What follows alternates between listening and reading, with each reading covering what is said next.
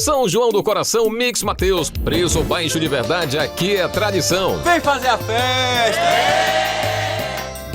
Açúcar cristal Coruripe, 1 kg, 3,99. Café Melita, 250 gramas, 7,59. Maionese Predilecta, 200 gramas, 1,59. Creme dental Colgate, 90 gramas, 3,99. E tem mais sabão em pó Tixan IP, 400 gramas, 3,69. Vem pro São João do Coração no Mix Mateus. Respondeu uma mensagem dirigindo e acertou um motociclista sem capacete. Bebeu e entrou nas redes sociais enquanto dirigia.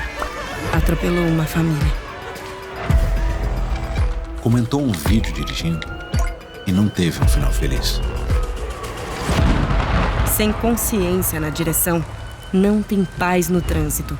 Maio Amarelo. Paz no trânsito começa por você. Detran PB e Governo da Paraíba.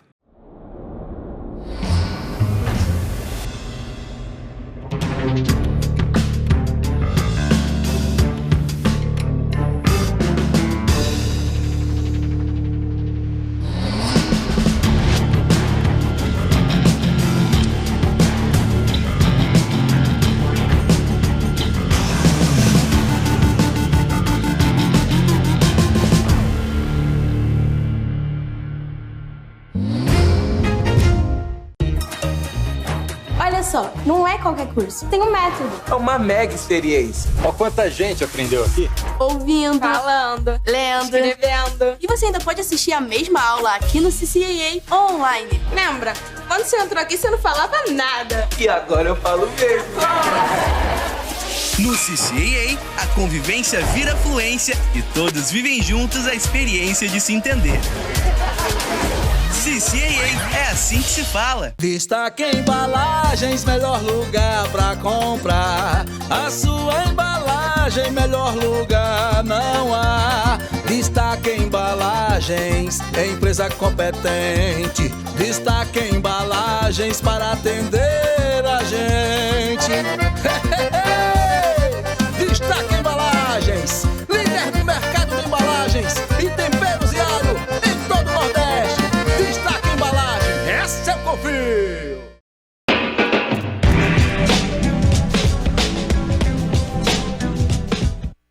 Bom dia, boa tarde, boa noite, boa madrugada. Aqui é o professor Deusimar Dias. Estamos iniciando mais um programa Funes Cultural, uma parceria da Fundação Hernando Sátiro com a TV Sol e a Rádio Tabajara. Quarta temporada, gente. Esse é o 4º ano do programa Funes Cultural.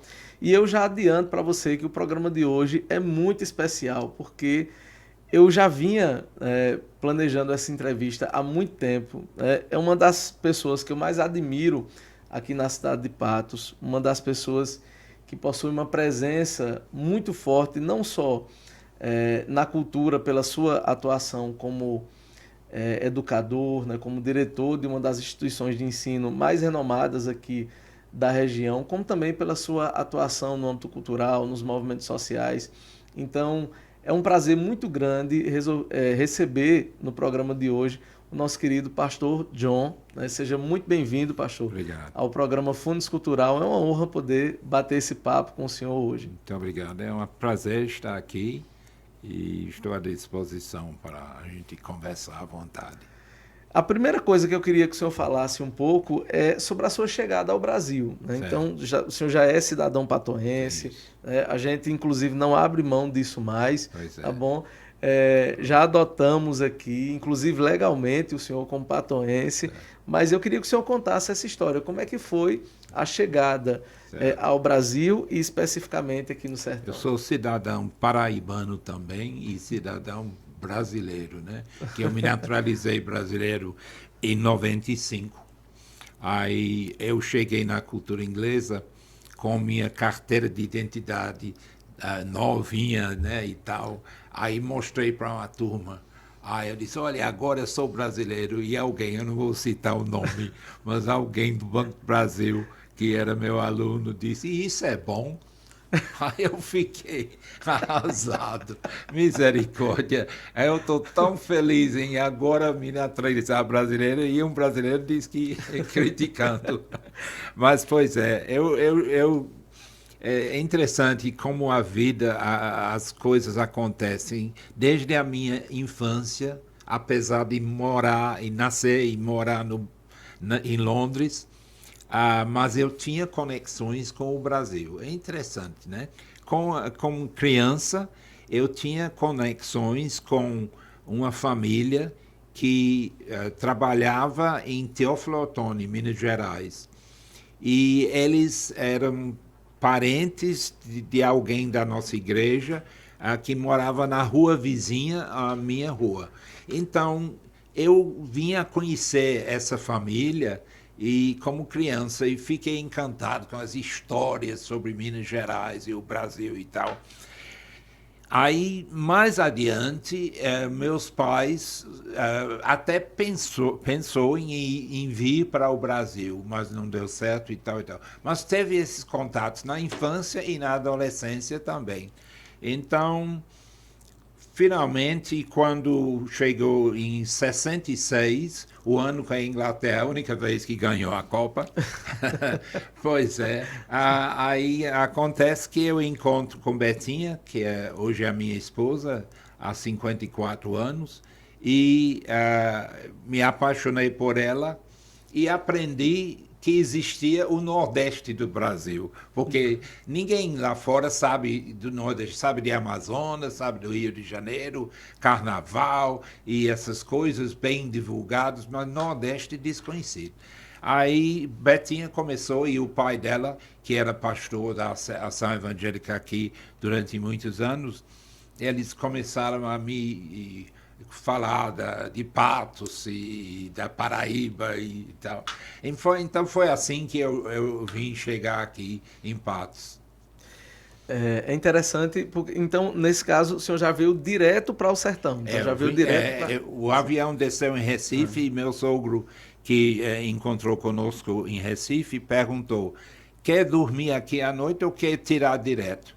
E eu disse: vamos tirar direto, imaginando que, como na Inglaterra, tudo é perto e tal, mas era numa Rural Willis, velha, aí tiramos direto, chegamos 2 ou 3 da madrugada aqui, mas vim direto para Patos. Qual era a idade do senhor quando chegou 23 aqui? anos. 23 anos. Isso. A chegada aqui, o processo de adaptação, Pastor João, como é que foi esse processo assim, de adaptação, as diferenças culturais? Teve alguma diferença assim, cultural, para além da língua, que foi mais complicado esse processo de adaptação? A língua foi muito importante, que Betinha insistiu numa coisa que foi muito certa. Ela disse: eu vou pegar para você um bom professor de português. E meu professor foi professor Badu, eu não sei se você conheceu. Já ouvi falar, né? Professor Badu, excelente, ensinava português do jeito que dá para eu aprender. Foi muito bom e me ajudou, porque o que ela queria evitar era que inglês ensina português para inglês. Não, que aconteceu com os pais dela. Eles foram ensinados português por ingleses que já moravam aqui.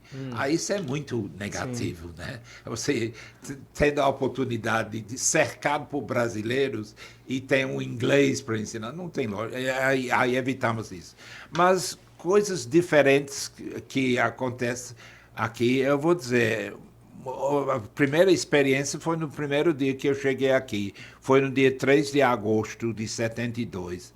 Aí meu pai tinha dito: quando você chegar em Patos, ligue para mim. Aí eu disse: certo, vou ligar. Só que quase ninguém tem telefone na época, né? Aí tenho a Telpa, né? Que era a Telpa. Vamos para a Telpa e lá você liga. O único telefone que tinha para o exterior era na Telpa.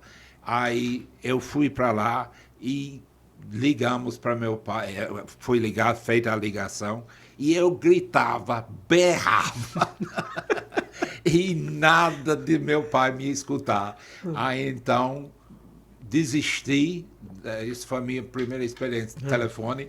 Aí fui para o telegrama nos Correios e mandei um telegrama, foi o único jeito. Então, hoje em dia todo mundo com celular, todo mundo mesmo, não tem ninguém que não tem celular. E que diferença em 52 anos, né? Pois é. Outra coisa, eu me lembro, foi eu fiquei fascinado no bairro de Santo Antônio, onde a gente morava. Aí tinha um riacho que corria dentro do bairro de Santo Antônio. Eu me lembro muito, eu passava o que é a rua Padre Anchieta, no bairro de Santo Antônio. Aí eu, olhando esse riacho, vi que tinha peixinhos dentro. E eu tinha criado peixes ornamentais em Londres e via peixes muito parecidos aqui. Eu fiquei encantado. Consegui fazer uma redezinha e comecei a pescar peixe. Fiz um aquário e comecei. Só que eu adoeci. Peguei febre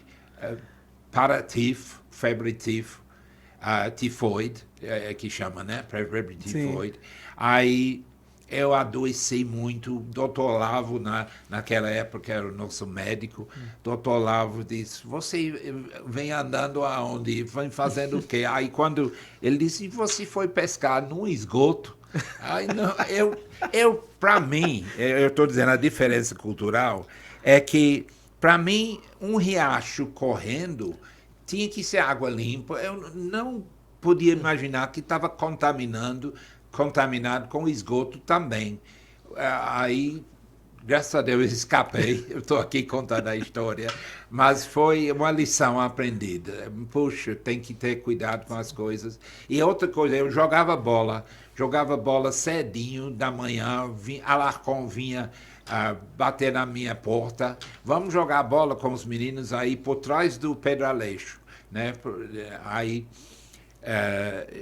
eu me lembro um dia, alguém chutou a bola muito alto e tinha fios de alta... espero que não tenha mais isso aí. Mas os fios de alta tensão vindo por cima e bateu nos fios. E interessante, todo mundo correu, menos eu. Eu fiquei sozinho ali, porque, para minha lógica, era impossível isso ser perigo para mim, porque as autoridades iam... Isso era uma coisa impossível. Está entendendo como é? O raciocínio do estrangeiro. Aí... Não é possível que ninguém tenha pensado nisso. Né? Exatamente. Aí eu escapei porque o fio não quebrou. Mas é interessante. Assim vai. As histórias são sem fim de a mudança cultural e vai acostumando. Mas aí depois a gente tem uma expressão aqui que é pegar as manhas. Depois o senhor se adapta nesse processo. Poucas pessoas sabem, né, mas o senhor foi pioneiro no rádio evangelismo aqui na região. Né? Inclusive eu desconhecia essa parte, porque hoje é muito natural as pessoas utilizarem as redes sociais, canais de televisão, emissoras de rádio, para pregar o evangelho. E o senhor foi pioneiro nisso aqui em Patos. Eu queria que o senhor contasse um pouco dessa história. Foi interessante. Quando, em 73, que só tinha a Rádio Espinharas, em Patos, né? Em 73, eu fui para a rádio e conversei com o Padre Assis, que era o diretor na época. Aí eu disse, Padre Assis, eu gostaria de ter um tempinho, uma vez por semana, para fazer um programa aqui na Rádio Espinharas. Seria possível? Aí ele foi muito educado e disse, reverendo, que na nação evangélica não temos costume de chamar pastor de reverendo, é só pastor mesmo. Mas ele disse, reverendo, eu gostaria mesmo, mas o povo não está preparado para isso.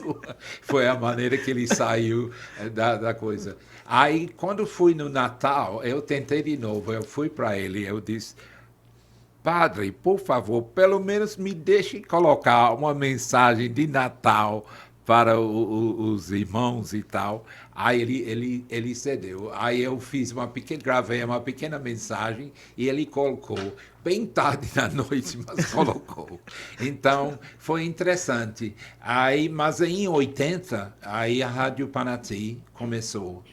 E foi quando nós começamos o primeiro programa evangélico de Patos. em 1980, foi o programa Vida e Luz. Era cada noite, de 6h05 da noite até 6h25, 20 minutos por dia.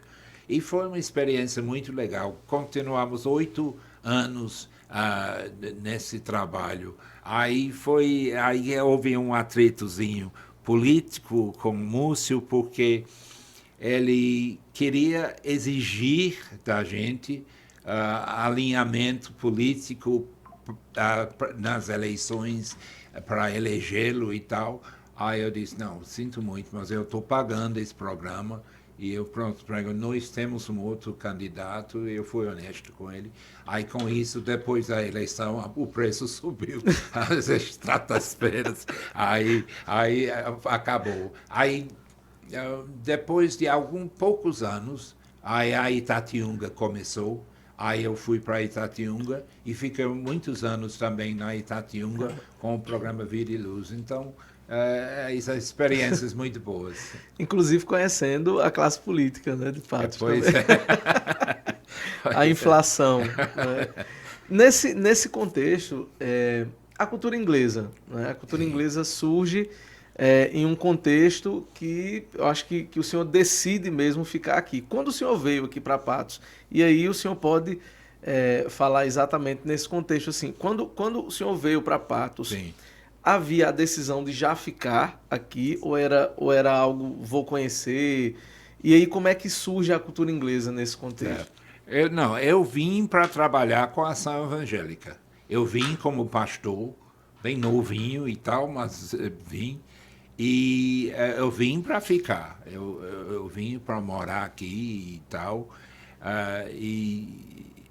Aí a cultura inglesa acontece o seguinte, eu nunca tinha imaginado eu ensinar inglês, mas houve uma procura que eu, olhando agora, entendo, é uma procura lógica. Tem um inglês morando na cidade e vamos procurar para ensinar meus filhos. Então, ensinava os filhos de Dr. Olavo, de Dr. Dionísio, de Dr. Rivaldo, e lá vai.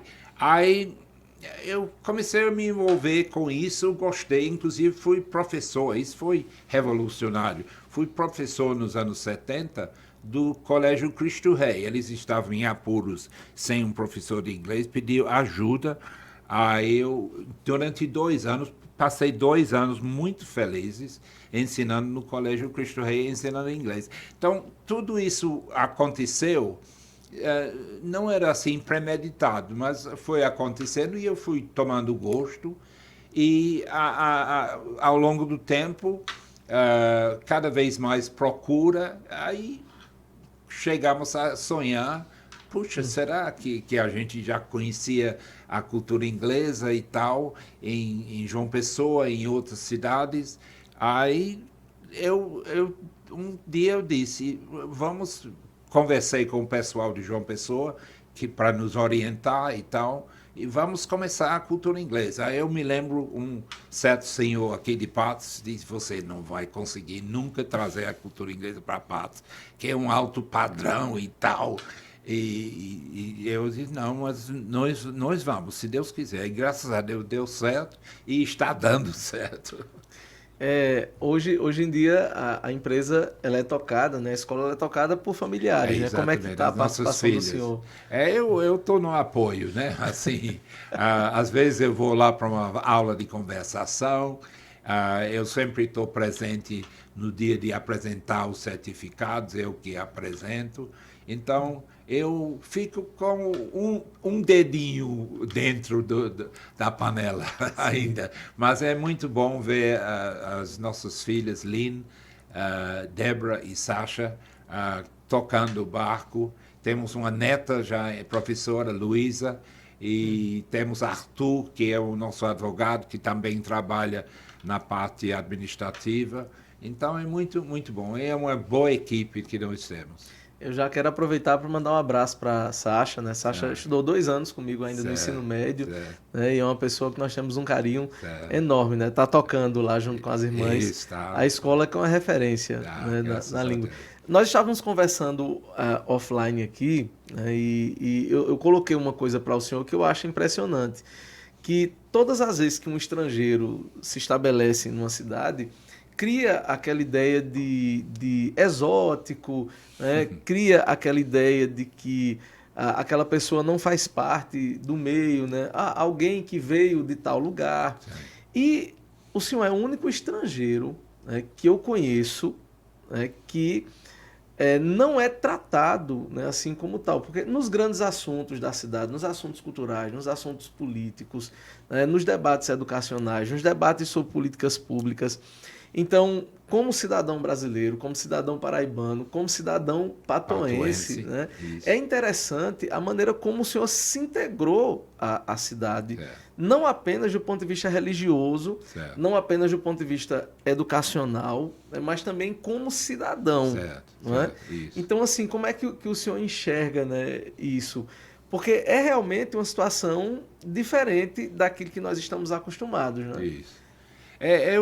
Eu entendo que o cristão tem que ser uma pessoa envolvida nas coisas, não pode ficar só dentro das quatro paredes da igreja, que vai 1 ou 2 vezes por semana e levanta as mãos e canta e tal. Eu entendo que o cristianismo tem uma mensagem para a sociedade em geral. E a minha participação sempre tem procurado viver isso. Então, o nosso envolvimento com movimentos como o GIAS, por exemplo, eu sempre fui lá como pastor John e tal, mas era uma coisa envolvendo-se com todos os problemas da cidade, da região e tal, e eu entendi que isso era uma forma de eu praticar sendo cristão no dia a dia das coisas. O GIASP, inclusive, o senhor tocou nesse assunto, né? O GIASP é uma das experiências mais exitosas de um movimento civil, né, que teve uma participação em políticas públicas essenciais aqui. Para a galera que está nos escutando através da Rádio Tabajara, para a galera que está nos vendo através da Brisa TV, através da TV Sol, através das plataformas digitais, YouTube e Facebook, talvez você não lembre, você que é um pouco mais jovem, talvez não lembre sobre o GIASP, que é o Grupo Independente de Análise e Ação Social e Política de Patos. Lutas históricas, né, como a adutora Patos Sabugi, a Água de Coremas, as pessoas não têm ideia do que é aquele movimento, porque com as redes sociais hoje, eu percebo que existem muitas lutas que são individuais. Então você pega aqui o celular e, olha, eu consegui isso, eu consegui aquilo. As lutas coletivas, elas estão ficando um pouco ali em desuso, né? Tá cada vez mais complicado. Até os partidos políticos, eles estão se esfacelando, você tem 1 ou 2 lideranças em cada partido. E o GIASP foi essa experiência. Eu cheguei a pegar, por exemplo, caminhadas do GIASP, como foi, eu acho que foi em 2004, se eu não me engano, quando a UFCG resolveu que iria descentralizar o curso de medicina e a cidade que seria o curso de medicina da UFCG era Patos. E o reitor, né, até hoje é persona non grata aqui em Patos, já veio umas 2 vezes aqui, eu acho que ele não divulga muito quando vem, resolveu não atender a comissão e colocar o curso em Cajazeiras.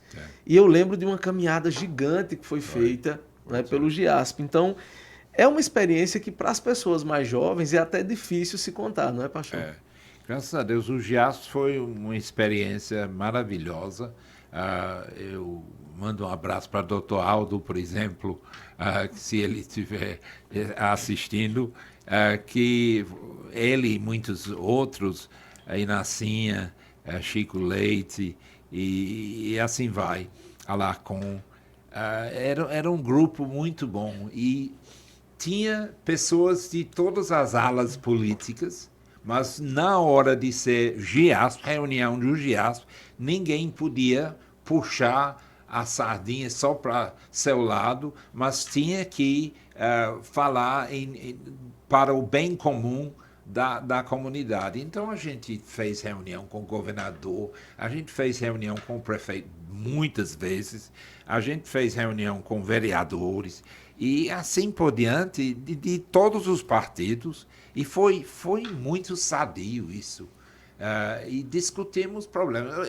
Essa questão da adutora Curemas Patos foi uma coisa que muita gente não sabe, que foi a luta do Giasso, que realmente deu isso certo, e hoje em dia Patos muitas vezes sobrevive graças a essa adutora.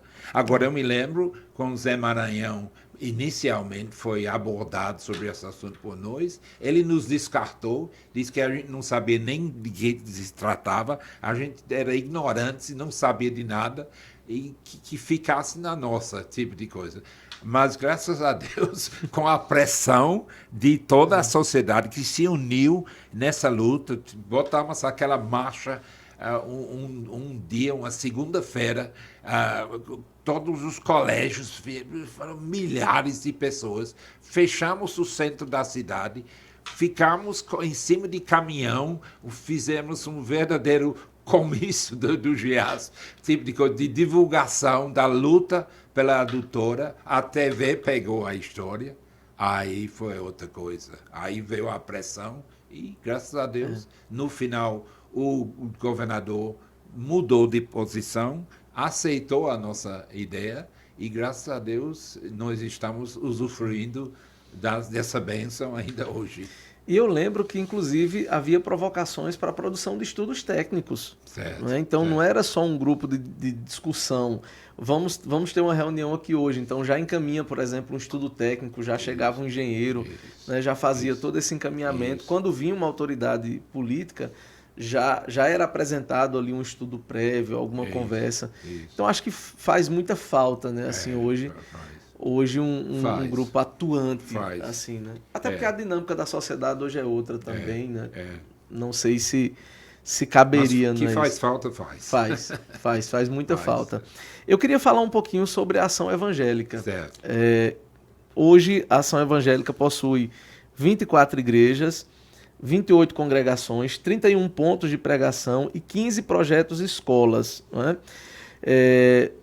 Grande parte das pessoas, elas não entendem muito, Pastor João, como é que funciona o universo protestante, que é um universo totalmente diversificado. Então, a partir de 1517, com a reforma promovida por Lutero, houve o surgimento de diversas denominações diferentes. E cada dia surgem novos termos, inclusive. Isso, né? Então, e igrejas que muitas vezes não se adequam a esses termos. Então, anglicanos, batistas, reformados, enfim. Eu queria que o senhor explicasse, né, como é que a ação evangélica se encaixa, por exemplo, nesse meio, como é que funciona isso. Certo. Eu vou usar as palavras do bispo Dom Robson Cavalcante, que foi bispo da Igreja Anglicana, infelizmente foi assassinado uns 10 ou 12 anos atrás, não lembro exatamente, e em Recife. Ele vinha sempre pregar na nossa igreja aqui em Patos, e ele disse: a Ação Evangélica é uma igreja pentecostal light. Ou seja, é uma igreja animada, é uma igreja que gosta de muito louvor animado, gosta da pregação da palavra de Deus, sem talvez certos extremismos de outros alas do pentecostalismo. Então, eu acho essa descrição da gente uma descrição muito boa e sempre tem adotado. Nós somos uma igreja pentecostal light. Nesse caso, vocês são independentes, no caso. Nós somos uma denominação, Sim. Ação Evangélica. No caso, uma denominação própria. Isso. Que está presente no Brasil e também na Inglaterra. Isso. Né? Isso. E aqui no Brasil, no caso, o senhor é o presidente da denominação. Sou eleito de 4 em 4 anos, inclusive dentro de poucos dias nós vamos ter a eleição para mais 4 anos da diretoria que vai ser eleita. Então, por enquanto, eu sou o presidente. E essa democratização leva até uma proximidade maior também com os fiéis, né? Com uma discussão maior sobre os rumos da igreja. Né? É muito importante. É interessante, né? Quando eu cheguei no Brasil, inclusive, a ação evangélica não estava bem organizada nessa ponte, nessa parte administrativa e tal, e estava muito focado em alguns indivíduos liderando e tal. Mas, graças a Deus, nós modificamos o estatuto e fizemos... Aí ficou bem democrático e muito, muito importante. O senhor citou agora há pouco um fato histórico fantástico, que foi o diálogo com o Padre Assis. Certo. Padre Assis, do ponto de vista religioso e cultural, é uma das personalidades, inclusive com livros publicados, né? Enfim. Isso. O senhor chegou aqui quando tinha uma emissora católica, apenas, que era a Rádio Espinharas, uma população majoritariamente católica, que não necessariamente viviam em paz, né? Nós tivemos alguns episódios aqui em Patos, como o incêndio na Igreja Presbiteriana de Patos, que foi durante uma visita em 58. do Frei Damião aqui. Então, eu queria que o senhor falasse dessa experiência enquanto religioso. Né? O senhor citou essa questão com o Padre Assis, mas assim, houve algum tipo de hostilidade? Né? O senhor sentiu de fato que houve algum problema em relação à aceitação aqui? Porque o senhor chegou numa época que a situação ainda não era uma situação como é hoje, né, de convivência. Mas você vê, eu ensinei inglês no Cristo Rei. E eu tocava música dos Beatles para a minha turma, e eu ouvi dizer que algumas das freiras iam balançar um pouco com a música. Brincadeira. Mas eu acho que uma coisa que me ajudou nesse contexto todo foi porque na Inglaterra os católicos são muito mais aproximados aos evangélicos. Nós cristãos somos uma minoria, e se nós nos juntamos, porque nós cremos em Deus, nós cremos em Jesus Cristo e tal. Então, eu, por exemplo, já assisti reunião mensal de pastores numa cidade, e o padre também vai e participa lá na Inglaterra. Então, eu já participei de reuniões com padres e tal. Então, eu chego aqui com essa mentalidade. E, graças a Deus, eu nunca tive problema nenhum com o padre. Pelo contrário, por exemplo, o bispo lá de Garanhuns, como é o nome dele? Paulo Jackson. O bispo Paulo Jackson, eu fui quem ensinei ele inglês para ir para Roma, para continuar seus estudos lá. Então, eu fico muito feliz com isso. E temos uma distante conexão ainda pelo Facebook e tal. Então, graças a Deus, ao longo dos anos, nós temos caminhado bem. Inclusive, tive na minha casa, uns anos atrás, o famoso jantar dos padres e pastores. Aí foram 5 pastores e 5 padres. Aí tivemos um jantar muito bom, inclusive, e foi muito divertido, e foi muito legal. E combinamos, olha, com os pastores, eu falei, agora está muito tempo depois, eu posso contar. Aí eu disse, olha, não vamos tocar em assuntos que vão provocar ou criar clima, vamos evitar e tal. Aí todo mundo jantou e conversando isso e aquilo, e estava tudo muito bem, quando perto do fim, algum pastor disse, e o celibato? Vai acabar ou não vai? Eu pensei, misericórdia, mas todo mundo riu e foi aquela descontração e terminou tudo em paz. Aí ficou para eles retornar com um jantar para nós, que nunca aconteceu. Estou cobrando aí. Isso foi em que ano? Faz muitos anos isso, eu não me lembro.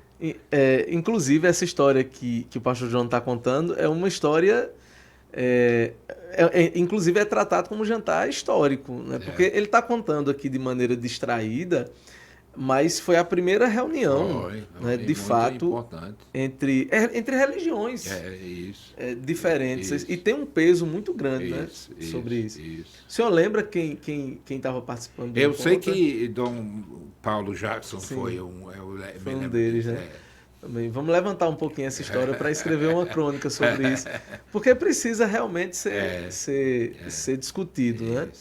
Há uma diferença muito grande em relação aos preceitos que a Ação Evangélica adota em relação às outras religiões, também protestantes, no caso as ordenações. Hoje, no universo evangélico, nós temos uma série de diferenças também. Então, por exemplo, tem igrejas evangélicas que permitem que mulheres sejam pastoras, né? E tem igrejas evangélicas que falam que existem bispos, né? ou bispas também. Né? Como é que funciona na igreja evangélica esse processo? Na ação evangélica. Bom, nós não... É interessante, nós estamos numa fase de discussão devagarzinho, porque cria muito tensão sobre mulher sendo pastora. Pode ou não pode? Por mim, pode. Agora, eu não mando só. E temos alguns que são radicalmente contra. Então, por isso, estamos levando isso na conversa e tal. E vamos ver como é que vai. Eu pessoalmente acho que na minha vida eu não vou ver mulher pastora na ação evangélica, por causa de alguns que são radicalmente contra.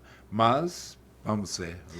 É preciso que haja uma mudança de entendimento. No próprio catolicismo, coordenado agora pelo Papa Francisco, vem tendo alguns avanços, né? As mulheres vêm ganhando, né, um pouco mais de participação. Muito bom, inclusive.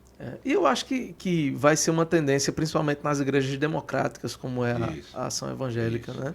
É uma tendência para o futuro. Né? Eu entendo que a cultura do tempo da Bíblia é uma cultura que retrata o patriarcalismo e tal.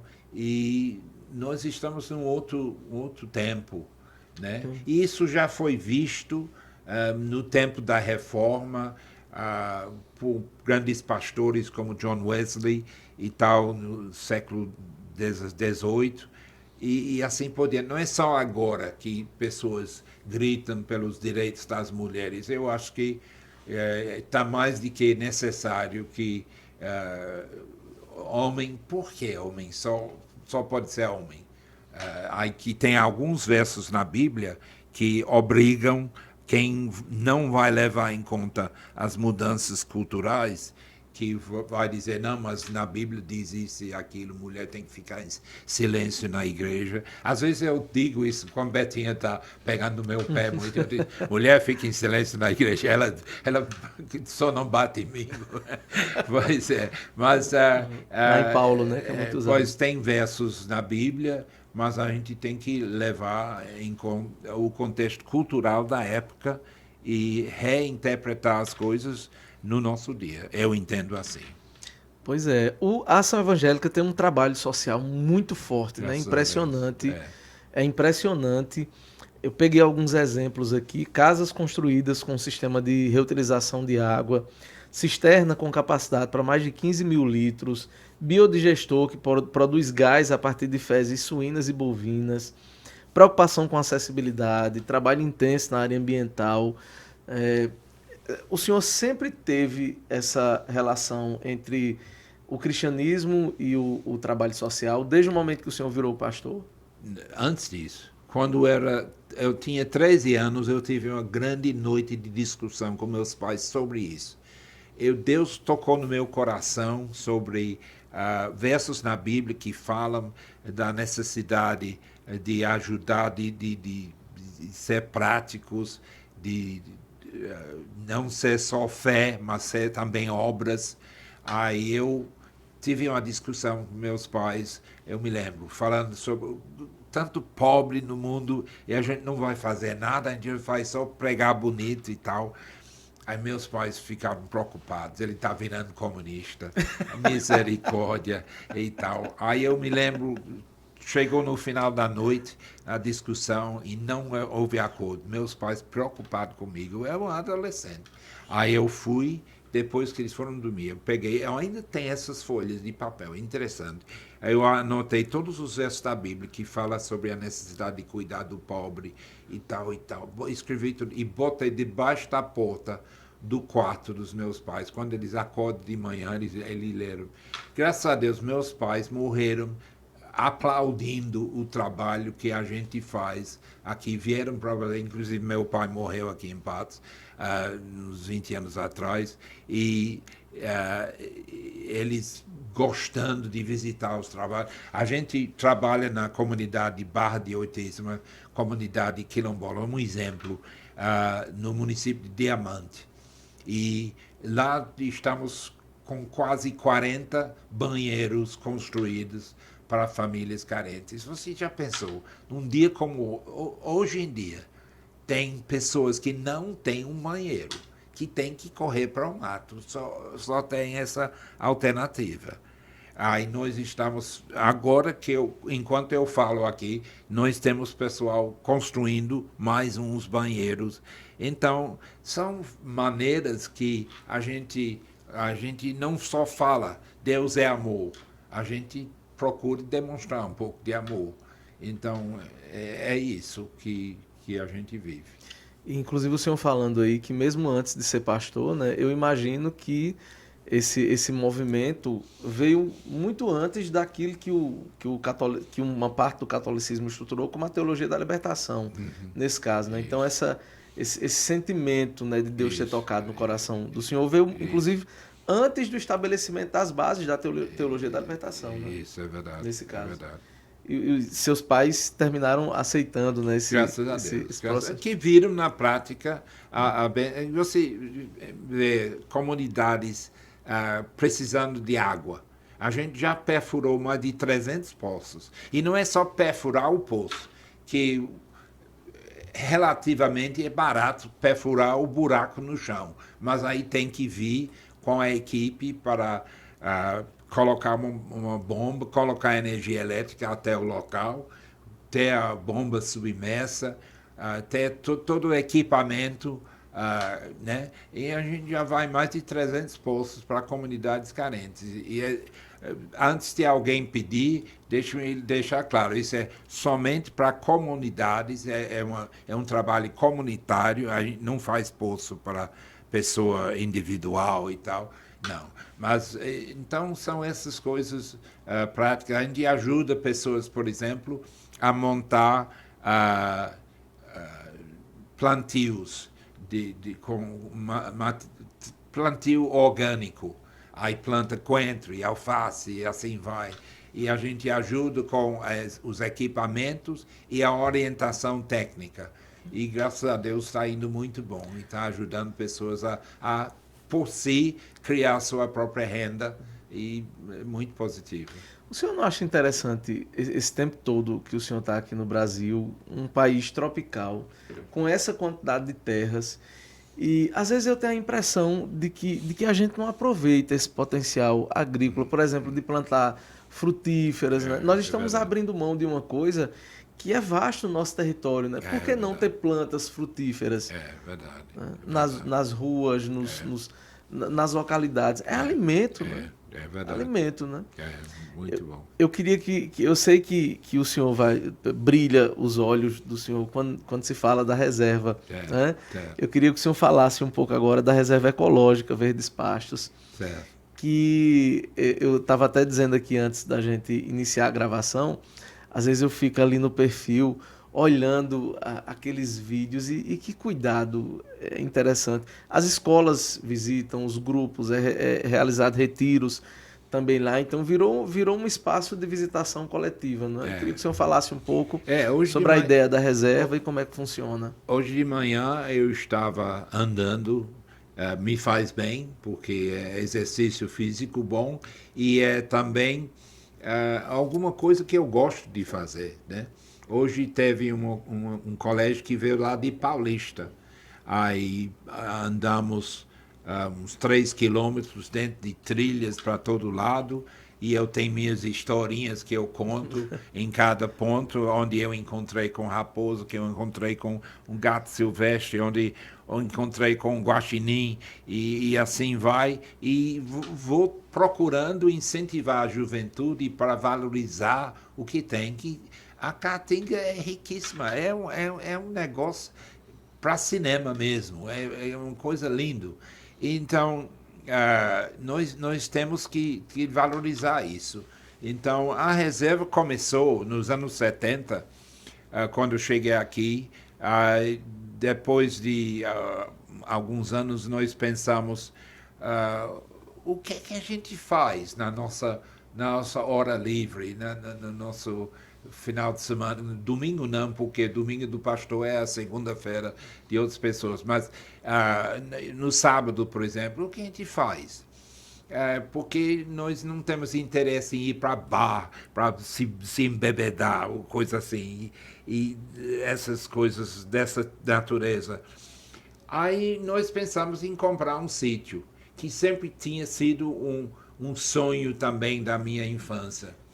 Aí, só que eu nunca via na frente que seria um sítio no Brasil, pois é. Mas aí nós compramos em 78 essa propriedade em São Mamede, e nós inicialmente era um sítio comum, né? Um sítio que tinha plantio de algodão, que acabou quando veio o bicudo, e tinha algumas cabeças de gado e tal, aquela coisa tradicional da região.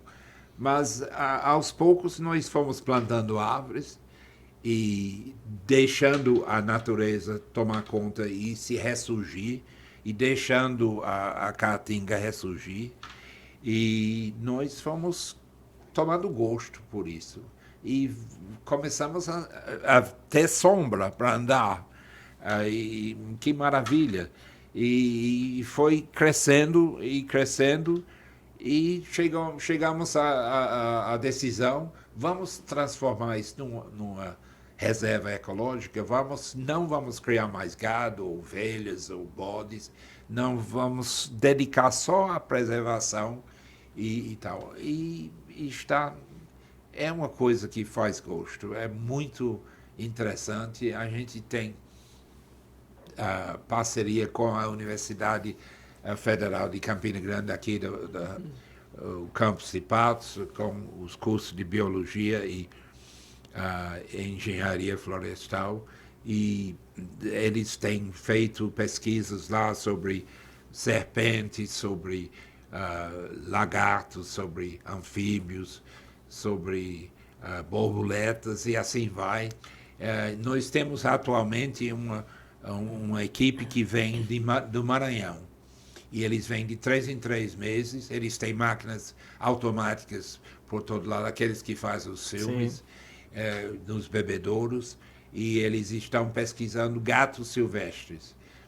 Então, tem gente que vem do Maranhão para isso. Então, é muito legal a gente cooperar com os pesquisadores, os que entendem. Eu sou metido, eu estou metido em tudo e tal, mas eles são os doutores que entendem da coisa, e eu aprendo muita coisa conversando com eles e tal, e graças a Deus a reserva está indo muito bem. Qualquer grupo de pessoas, escolas, pode fazer a visita? Nós Como é que cobramos funciona? uma pequena taxa por aluno para ajudar com as despesas, porque nós não temos renda de nada. Então, uma visita, cada aluno paga uma pequena taxa, e isso nós, com muito prazer, recebemos alunos dos colégios, sempre recebemos. Na próxima segunda-feira tem mais um colégio de Patos que vai, e assim vai. Então, é muito bom, é muito, assim, legal para poder passar isso para a juventude de hoje. E sempre chega alguns que não têm interesse nenhum, mas com a conversa e explicando, contando as histórias, a gente vê eles prestando atenção. E eu espero que no final da trilha que a gente faz, que leva 1h30 para 2 horas, eu acho que eles são diferentes do que quando chegaram. Existe uma lacuna gigante no nosso processo educacional. Eu sou professor de História e eu fico impressionado com como a educação brasileira ela não percebeu ainda que é impossível fazer com que o aluno, fazer com que a criança ou o adolescente crie uma identidade com a localidade se ele não estuda minimamente esse processo. Meu filho tem 11 anos de idade e esses dias ele chegou me mostrando um resumo sobre a China e a Índia. E aí o resumo dele bem construído, né, tem excelentes professores, e falava sobre a dinastia Shirhuandi. E eu olhava para ele e dizia assim, poxa, mas isso é um conteúdo que você vai ver também no ensino médio. Então por que no 6º ano meu filho está estudando sobre a dinastia Shirhuandi da China ou sobre as castas indianas, que ele vai ver isso no ensino médio? E por que não tem uma carga maior, por exemplo, de geografia e história local? Pois é. Na nossa estrutura educacional. Verdade. Então, isso é um problema. Isso é um problema. No curso de pedagogia, eu ministro disciplina de metodologia do ensino de história e geografia. A gente sempre organiza uma aula de campo para que os futuros professores possam ter ideia do que é isso. Mas é impressionante, porque não se reconhece, por exemplo, mais um pé de juazeiro. Né? Pois é. Essa é uma coisa que eu observo com os alunos que vêm das diferentes escolas. Aí eu faço perguntas básicas às vezes, mas não tem noção de uma árvore comum da região. É triste isso. Patos, uma cidade quente, a sensação térmica vem aumentando cada vez mais. E eu não consigo visualizar um programa amplo de arborização. Pois é. É uma coisa também que impressiona. Uma criterização para as podas, né? Então, assim, é uma situação assustadora. Né? É como se todo mundo dissesse, olha, a gente tem que cuidar do meio ambiente, mas ao mesmo tempo que ninguém se importa. Uma coisa meio que impressionante isso. Que eu não sei se na cultura inglesa, e a minha casa é vizinha, né? Você conhece. Sim. Aí nós temos muitas árvores aí. É um pequeno bosque em plena cidade. Então, se todo mundo plantasse e cuidasse de alguma árvore perto de casa, nós podíamos ter um clima muito melhor. Eu acredito, né? Agora, eu vi que na Pedro Firmino estão tirando as algarobas. Eu vi hoje, voltando da trilha, eu vi que por certo vamos plantar alguma árvore nativa. Eu espero que sim. Mas, tomara que não seja ninho, né? Não. Temos um depoimento, tem uma pessoa que quer falar um pouco. Tem como colocar na tela? Olá, primeiro agradecer ao Deusmar por essa oportunidade, agradecer também a Funes pela oportunidade de falar sobre o Pastor John. Eu conheço o Pastor John há cerca de 30 anos e sempre fui um admirador dele pela sua luta em prol da natureza, pela sua forma de pregar o Evangelho, pelo trabalho que tem se desenvolvido na ação evangélica e, acima de tudo, pela dedicação que ele tem à sua família, à preservação do meio ambiente, pelo seu caráter e personalidade que desenvolveu ao longo dos anos. Parabéns a Funes, mais uma vez, de trazer à tona a história de um homem que tem contribuído muito com a cidade de Patos, com a Paraíba, e digo sem medo de errar, com o verdadeiro Evangelho no mundo. Depoimento forte, né, de Josivano. É verdade, muito legal. Muito obrigado, Josivano. É interessante, eu queria entrar numa seara de discussão agora, porque eu não sei se o que eu vou falar agora, né, se realmente se encaixa naquilo que é a impressão que eu tenho. Que o senhor tem adeptos tanto mais à esquerda, né, como também à direita. Então me parece que isso nunca foi uma preocupação muito grande, né, em relação à atuação política do senhor. Eu sei que várias pessoas já fizeram convites para que o senhor se candidatasse aqui em Patos a cargos públicos, né, a vereador, a prefeito, enfim. Então, em algum momento, o senhor pensou de fato, né, em ser candidato, por exemplo, a prefeito de Patos? Não. A minha missão é outra, meus objetivos são outros e eu nunca cheguei eu fiquei lisonjeado por pessoas sugerir isso e tal, mas nunca cheguei a pensar nisso. Inclusive, Betinha diz, é divórcio na hora, se for. Pois é, então aí não dá. Não, mas não, eu não. Graças a Deus eu tenho amizades com pessoas de todos os lados, como você diz, e procuro viver em paz com todos. O que é uma raridade hoje, né? Principalmente, eu já quero pegar um gancho para escutar o senhor sobre isso. Como é que o senhor vê essa relação hoje entre política e religiosidade, né? Existe uma parte das igrejas evangélicas no Brasil e a gente sempre frisa isso.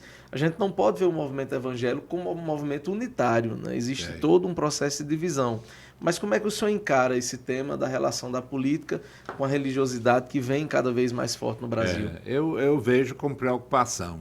Eu acho que esses últimos anos tem sido muito negativo a forma que a igreja evangélica, a maioria da igreja, isso é indiscutível, a maioria dos evangélicos no Brasil assumiram uma posição partidária demais. E eu vejo isso com muita preocupação, muito negativo, e não tem nada a ver com isso. Eu fico fora disso, eu procuro não estar brigando sobre esse assunto e tal, mas essa é a minha posição. O senhor gosta de futebol? Ainda acompanha muito futebol? Eu sou torcedor do meu time, Queen's Park Rangers, QPR, lá da Inglaterra, está na segunda divisão, quase baixo para a terceira, mas no finalzinho do campeonato conseguiu ganhar um jogo e escapamos. E aí eu gosto de futebol. Jogava quando era mais novo com os meninos aqui, era perna de pau, mas eu jogava. E hoje em dia não dá mais, mas eu gosto de futebol. E vem aquela pergunta clichê. Quando se enfrenta Brasil e Inglaterra em Copa do Mundo, o senhor sempre é procurado. Sempre. Eu oro a Deus para um empate. Agora, o problema é quando é na Copa do Mundo e alguém tem que ganhar, aí não que é o melhor time ganha. É difícil. Em relação à música, o senhor falou nos Beatles agora há pouco, né? Pelo que eu estou percebendo e pela atuação do senhor também tem uma ligação muito forte com a música, né? Falou dos Beatles agora há pouco. Em relação à música brasileira, assim, né? O senhor é adepto da música brasileira, escuta a música brasileira, né? Como é que foi assim, esse impacto com a música no Brasil também? Eu gosto muito eu gosto daquelas músicas clássicas. Eu me lembro quando eu estava aprendendo português em Londres, eu estava tendo aulas com Dona Maria Esther, carioca, ensinava-me muito simpática essa senhora que me ajudou antes de vir para o Brasil. E ela tocava para aquela que a banda Passar, cantando coisas de amor. Chico Buarque, né? A banda, Chico Buarque. A banda, pronto. Estava à toa na vida. Exatamente. Né? E músicas assim, clássicas, eu gosto, eu acho muito bonito. Inclusive, Cacará pega, matar e come lá no sertão. Pois é, e assim vai. Então, eu acho muito, eu vejo com preocupação. Eu vou dizer uma coisa aqui meio controversial no meu mundo evangélico, mas eu vejo preocupação que às vezes os evangélicos ficam isolados demais culturalmente nessa área de música. Eu vejo isso com preocupação. Graças a Deus, meu filho, ele vai assistir agora, dentro de poucos meses, nos próximos meses, ele vai assistir um grande tocador de guitarra de Pink Floyd, e lá em Londres ele já conseguiu ingresso e tal, ele está muito feliz. Eu vejo isso com muito alegria. Eu estou muito feliz porque nesse final de semana a minha filha Sasha e seu esposo Biba. Eles vão assistir uma banda brasileira, como é o nome? Me deu um branco agora. Eu não consigo lembrar. Mas vão assistir em Campina Grande um show desse grupo. Então, eu vejo isso com muito... Roupa nova. Eles são fãs de roupa nova.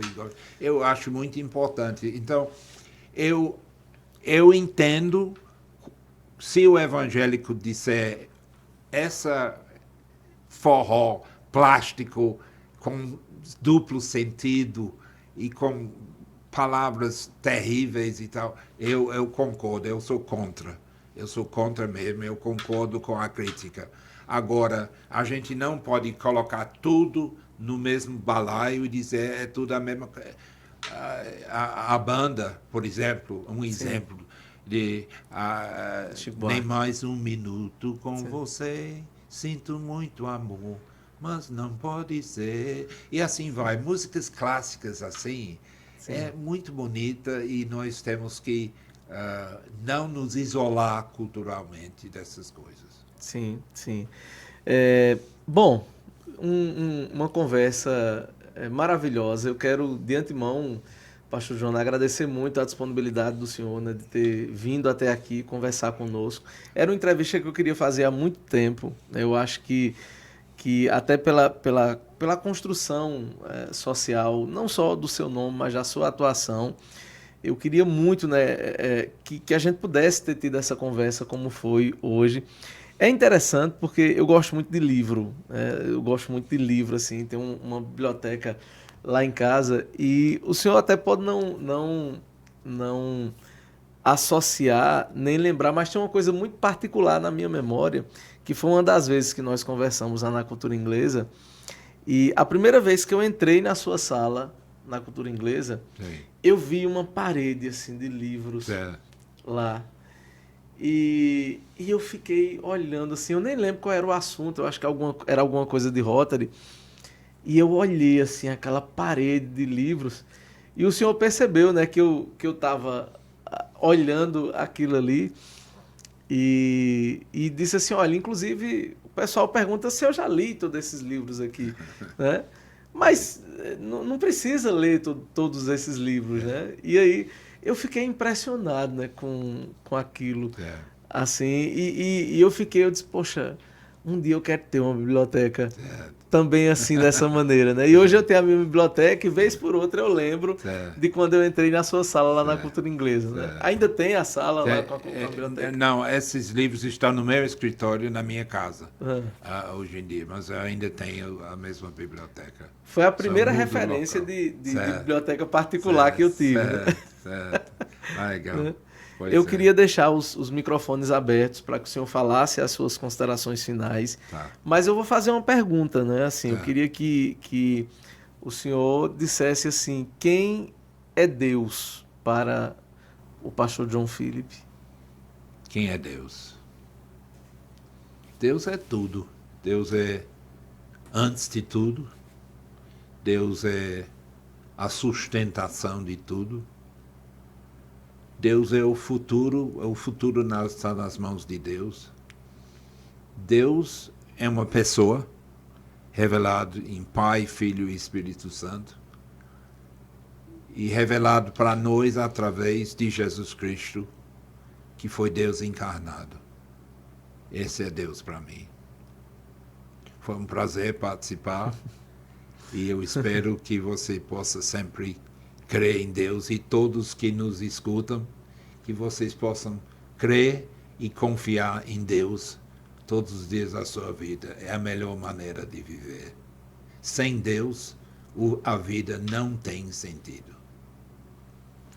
Prazer, mais uma vez agradecendo, né, o pastor John Philip Metcalf, que tirou um pouquinho do seu tempo para essa conversa bacana, essa conversa maravilhosa, no programa Funes Cultural de hoje. Gente, um grande abraço, já compartilha, né, para que mais pessoas possam ter acesso ao conhecimento, a tudo que foi debatido aqui, na edição de hoje do programa Funes Cultural.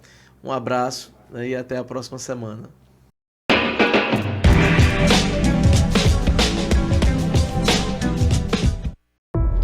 Respondeu uma mensagem dirigindo e acertou um motociclista sem capacete. Bebeu e entrou nas redes sociais enquanto dirigia. Atropelou uma família. Comentou um vídeo dirigindo e não teve um final feliz. Sem consciência na direção, não tem paz no trânsito. Maio Amarelo. Paz no trânsito começa por você. DETRAPP e Governo da Paraíba.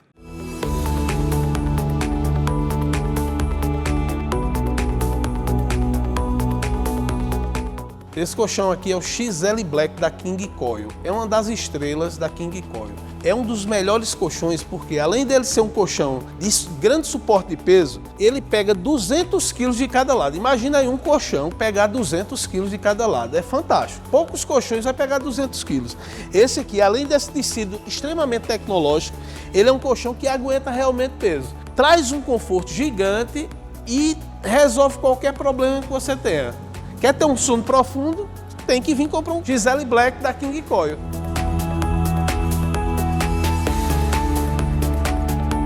Nossa loja está localizada na Pedro II, 764, vizinha à Celebração Festa. Tem estacionamento aqui ao redor. Vem para cá, vem tomar um café conosco, seja nosso convidado. São João do Coração Mix Mateus. Preço baixo de verdade, aqui é tradição. Vem fazer a festa! Açúcar cristal couro de 1 kg 3,99. Café Melita 250 gramas 7,59. Maionese Predilecta 200 gramas 1,59. Creme dental Colgate 90 gramas 3,99. E tem mais sabão em pó Tixan IP 400 gramas 3,69. Vem pro São João do Coração no Mix Mateus. Destaque Embalagens, melhor lugar pra comprar. A sua embalagem, melhor lugar não há. Destaque Embalagens, empresa competente. Destaque Embalagens para atender a gente.